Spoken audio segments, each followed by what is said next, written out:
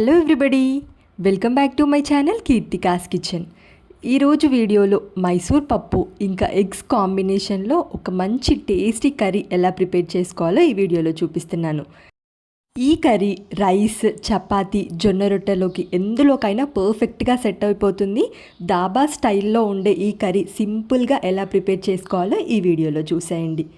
ముందుగా కడాయి పెట్టుకొని ఇందులో 1 కప్పు మైసూర్ పప్పు, దీన్ని ఎర్ర పప్పు అంటారు లేదా మసూర్కి దాల్ అంటారు కదా, అది శుభ్రంగా 2 సార్లు వాష్ చేసుకొని 1 కప్పు మైసూర్ పప్పు ప్యాన్లో వేసేసుకోవాలి.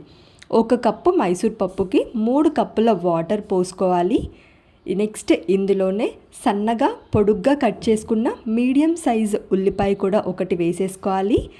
నెక్స్ట్ మసాలా వచ్చేసి 2 ఇలాచి, 1 స్టార్ అనైస్, 1/2 ఇంచ్ దాల్చిన చెక్క, 1 బిర్యానీ ఆకు తుంచి వేసుకోవాలి.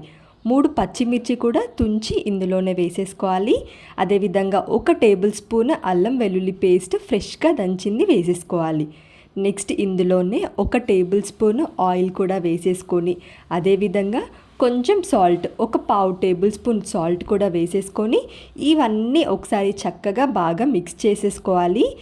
ఇలా ఇవన్నీ వేసుకున్న తర్వాత మూత పెట్టేసి పప్పు సాఫ్ట్గా అయ్యేంత వరకు ఉడికించుకోవాలి. మీడియం ఫ్లేమ్లో పెట్టుకొని ఒక 10 నిమిషాలు ఉడికిస్తే మనకు పప్పు సాఫ్ట్గా ఉడికిపోతుంది.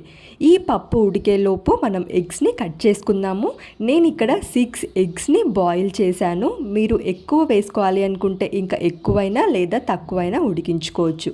ఇలా ముందుగానే ఎగ్స్ని బాయిల్ చేసేసుకొని ఈ ఎగ్స్ని కట్ చేసుకోవాలి. ఎగ్ వైట్ని కట్ చేసుకొని లోపల ఉండే ఎగ్లో పార్ట్ మాత్రం సపరేట్గా నేను వేరే బౌల్లోకి తీసుకుంటున్నాను. ఈ ప్రాసెస్లో ఎగ్ వైట్స్ అన్నీ కూడా కట్ చేసుకొని ఎల్లో పార్ట్ని సపరేట్ చేసి ఈ ఎగ్ వైట్స్ని చిన్న పీసెస్గా కట్ చేసుకోవాలి. ఈ ఎగ్ ఇంకా మసూర్కి దాల్ సేమ్ మనకు దాబా స్టైల్లో ఎలా అయితే ప్రిపేర్ చేస్తారో అలానే ఉంటుంది. సో ఈ ఎగ్ వైట్స్ అన్నీ కూడా చిన్న పీసెస్గా కట్ చేసి పక్కన పెట్టుకోండి.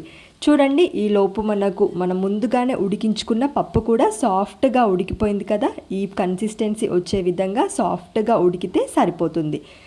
ఇప్పుడు కర్రీ ప్రిపరేషన్ కోసం కడాయి పెట్టుకొని ఇందులో ఒక 3 టేబుల్ స్పూన్ల వరకు ఆయిల్ వేసుకోండి. ఆయిల్ కాస్త వేడవగానే ఇందులో 1/2 టేబుల్ స్పూన్ ఆవాలు ఇంకా 1/2 టేబుల్ స్పూన్ జీలకర్ర కూడా వేసేసుకొని నెక్స్ట్ ఇందులోనే ఒక 3 ఎండుమిర్చి కూడా వేసేసుకోవాలి. అదేవిధంగా చిటికెడు ఇంగువ వేసేసి వీటన్నిటిని ఫ్రై చేసుకోవాలి. నెక్స్ట్ ఇప్పుడు ఇందులో దంచిన వెల్లుల్లి ఒక 5-6 వెల్లుల్లిని కచ్చా పచ్చాగా దంచి ఇందులో వేసేసుకోవాలి. ఇప్పుడు వీటన్నిటిని ఫ్రై చేసుకోవాలి. దంచి వేసిన వెల్లుల్లి పచ్చివాసన పోయేంత వరకు 1 సెకండ్ పాటు ఫ్రై చేసేసుకొని ఇందులోనే పొడుగ్గా కట్ చేసుకున్న ఉల్లిపాయలు, పెద్ద సైజు ఉల్లిపాయ అయితే 1, చిన్నవైతే 2 సన్నగా పొడుగ్గా కట్ చేసుకొని ఇందులో వేసేసుకోవాలి. ఇప్పుడు ఈ ఆనియన్స్ కూడా సాఫ్ట్గా అయ్యేంత వరకు కలుపుతూ ఫ్రై చేసేసుకోవాలి. ఇలా ఆనియన్స్ సాఫ్ట్గా అయ్యాక నెక్స్ట్ ఇందులో చిన్న ముక్కలుగా కట్ చేసుకున్న టమాటా, మీడియం సైజు అయితే 3, పెద్దవైతే 2 టమాటాలు తీసుకోవాలి. వీలైనంత సన్నగా కట్ చేసుకోవాలి ఈ టమాటా కూడా.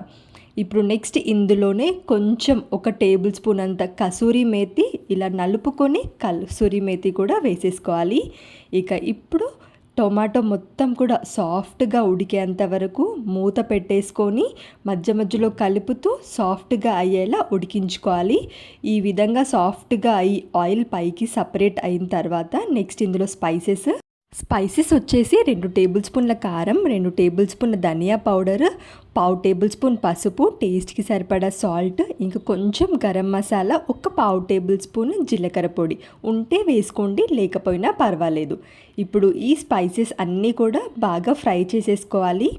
ఇవన్నీ చక్కగా కలుపుతూ ఆయిల్ సపరేట్ అయ్యేంత వరకు బాగా ఫ్రై చేసుకున్న తర్వాత నెక్స్ట్ ఇందులో మనము ముందుగానే కట్ చేసి పెట్టుకున్న ఎగ్ వైట్స్ మాత్రమే వేసుకోవాలి. ఎగ్ ఎల్లోస్ ఏమి వేయక్కర్లేదు. ఇలా ఎగ్స్ వేసిన తర్వాత 1 నిమిషం పాటు బాగా కలుపుతూ ఫ్రై చేసుకున్న తర్వాత నెక్స్ట్ ఇప్పుడు ఇందులో మనం ముందుగానే ఉడికించి పెట్టుకున్న మైసూర్ పప్పు ఉంది కదా, ఈ పప్పు కూడా వేసేసుకోవాలి. ఇందులో ఉడికించినప్పుడు ఏమైనా వాటర్ ఉంటే ఆ వాటర్తో సహా ఇందులో వేసేసుకోవాలి. ఇలా పప్పు వేసిన తర్వాత ఇంకా మీడియం ఫ్లేమ్లో పెట్టుకొని ఇవన్నీ చక్కగా ఉడికిపోయి బబుల్స్ వచ్చేంత వరకు ఉడికించుకోవాలి. ఇలా వన్స్ బబుల్స్ రావడం స్టార్ట్ అయ్యాయి చూడండి. ఇక ఈ స్టేజ్లో మనము సపరేట్ చేసుకున్న ఎగ్ ఎల్లోస్ వేసుకోండి. అవి మీకు నచ్చితేనే ఎల్లోస్ వేసుకోండి, లేదంటే ఎల్లో కనుక నచ్చకపోతే స్కిప్ చేసేసి చివర్లో ఒక గుప్పెడు కొత్తిమీర వేసుకొని ఒక 2 నిమిషాలు ఉడికించేసుకుంటే మన టేస్టీ మైసూర్ పప్పు ఎగ్ కర్రీ రెడీ అయిపోయింది. మీకు లెంతీ ప్రాసెస్ అనిపించినా కానీ ఒకసారి తప్పకుండా ట్రై చేయండి. ఇలా కనుక ట్రై చేస్తే మళ్ళీ మళ్ళీ చేసుకుంటారు, అంత బాగుంటుంది. వీడియో కనుక నచ్చితే లైక్ చేయండి. ఈ రెసిపీ మీరు ట్రై చేస్తే ఎలా వచ్చిందో కామెంట్ సెక్షన్లో చెప్పండి. ఇలాంటి మరిన్ని ఇంట్రెస్టింగ్ రెసిపీస్ కోసం ఛానల్ని సబ్స్క్రైబ్ చేయండి. Thank you for watching.